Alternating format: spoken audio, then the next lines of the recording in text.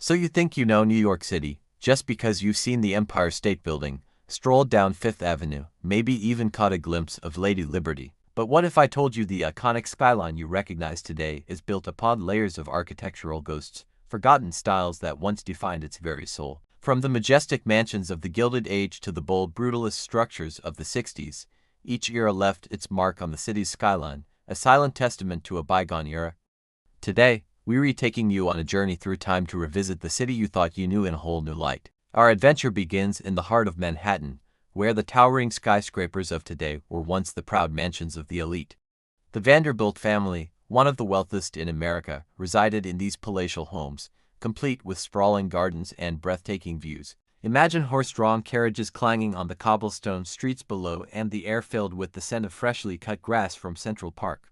But as the 19th century progressed, the city's needs changed. The mansions were demolished, making way for the first skyscrapers. These early towers, while lacking the modern conveniences of today, boasted architectural styles that celebrated their verticality. The influences of Romanesque and Gothic design can still be seen in the intricate details of their facades, a stark contrast to the glass and steel boxes that surround them today. The 20th century brought with it a new aesthetic, Art Deco. The Chrysler and Empire State Buildings are prime examples of this style, characterized by its geometric patterns and rich ornamentation. These landmarks once gleamed with chrome and stainless steel, symbols of a city that never sleeps.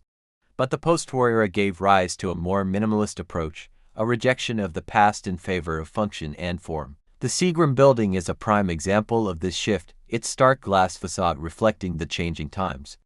It was during this period that the term international style was coined, a concept that championed clean lines and a rejection of all ornamentation. By the 1960s, brutalist architecture was making its mark on the city, using raw concrete to create textured surfaces that challenged the sleek modernism of the past.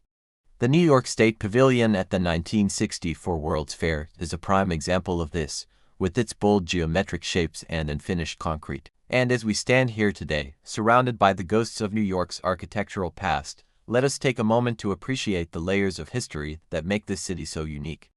Each era, from the mansions of the elite to the skyscrapers of today, has contributed to the city's charm and character. So the next time you find yourself in the Big Apple, take a moment to look up and imagine the city's rich history. Who knows, you might just spot a hidden gem that's been waiting to be discovered. Thank you for joining us on this journey through time. And until next time, stay curious, stay creative, and keep exploring the world around you.